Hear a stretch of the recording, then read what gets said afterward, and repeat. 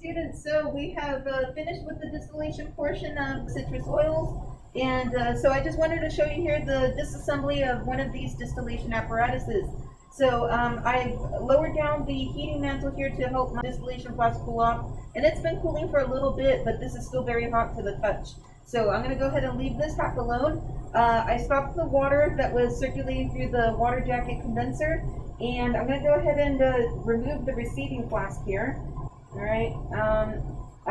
It's hard to see now just because of the volume of liquid, but you might be able to see that I have a very, very thick layer happening here, and this is actually the oil and water interface. So I have a layer of oil floating on top of all of the water that I've collected from the steam distillation.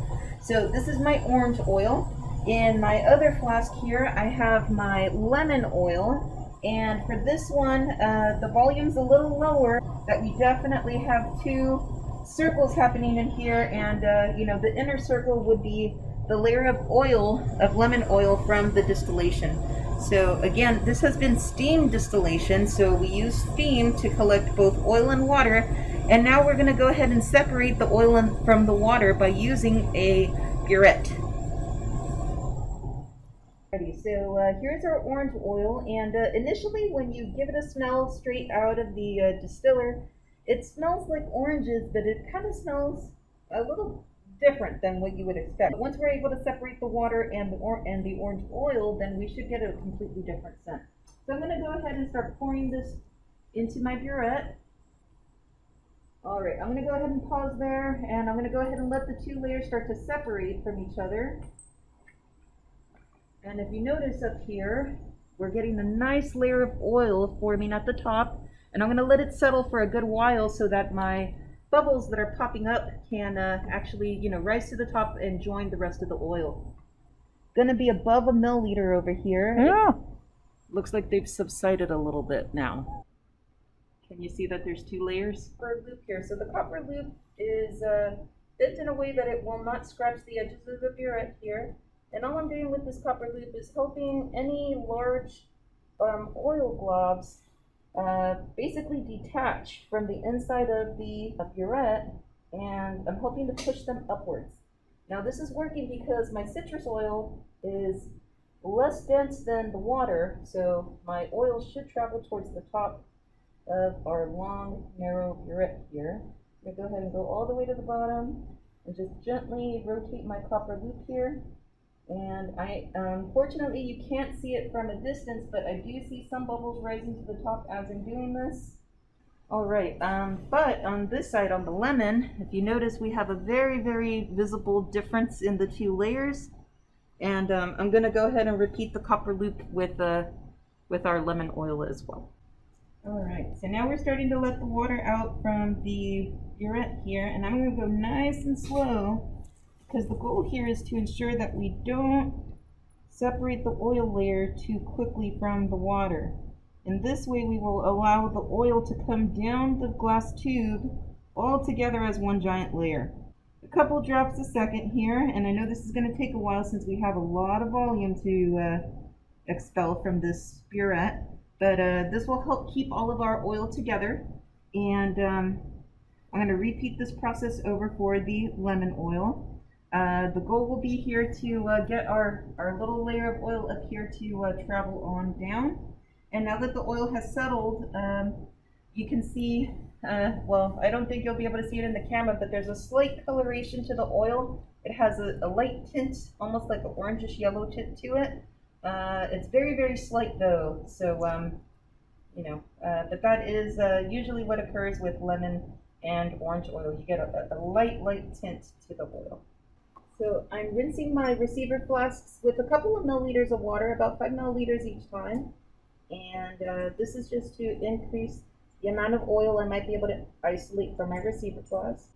Alrighty, so we're getting towards the end of our separation of the layers here, and so this is our burette with lemon oil, and as you can see, we have a good significant amount of lemon oil. The lemon oil would be our top layer here, and we have water down here on the bottom layer. We're still dripping decently slow, but I took the opportunity to pre-weigh a vial in which we'll be capturing our lemon oil. So here's my scintillation vial.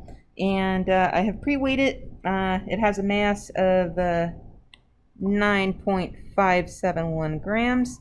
After I get the oil into the vial, I will reweigh so that we can determine how much lemon oil we have obtained.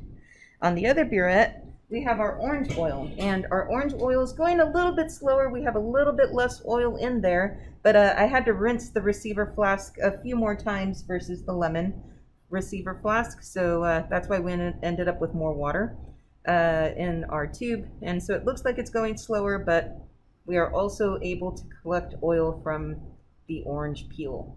Here, so I'm gonna wait till it comes to the end of the stopcock right there. And okay, now I'm gonna go ahead and I'm gonna ask Lee to get extremely close because you should be able to see this line here. So that's your actual 2-layer meniscus there. Now I'm gonna have to do something quite interesting.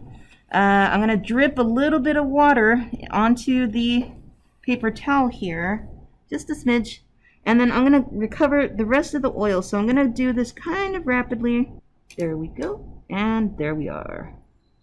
Okay, so I did have to let a couple of droplets onto the paper towel just to avoid any water, but this is all lemon oil in my vial. Now to get that little bit in the tip of the burette, remember burettes are designed to keep that little droplet in the tip, but we actually want to keep it this time. So I'm going to use a pump here. I'm going to just push some air through, and that just helps me collect a little tiny bit of extra oil. All right, so students, you just saw the mass of the vial empty, and I'll ask Lee to come in and zoom in on the scale and show you the mass of the vial with lemon oil. Okay, students, we're back, and we were able to isolate the orange oil from the burette. This is the mass of the empty vial for the orange oil. And now we're going to go ahead and take our vial over to the scale and measure the mass with oil. All right, I'll have Lee zoom in, and that way you will be able to collect your mass there for orange oil by doing some subtraction. So I'm going to add a small scoop of sodium sulfate to our orange oil as well, just to ensure that we have a nice dry sample. And now we're going to go ahead and take our 2 samples over to the gas chromatography machine to analyze our oil.